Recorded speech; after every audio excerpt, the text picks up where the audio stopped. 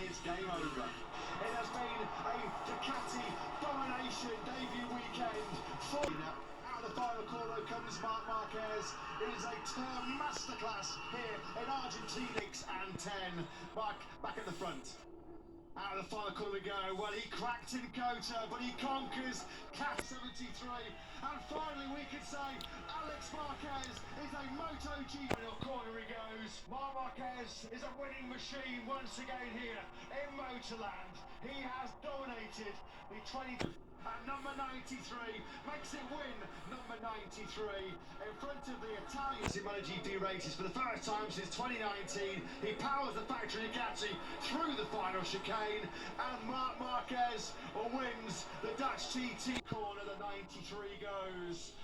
Marc Marquez reclaims his crown. He reigns in red. He's back on the throne as the king of the Saxon ring once again. Since his career was almost ended with a right arm fracture in Jerez in 2020.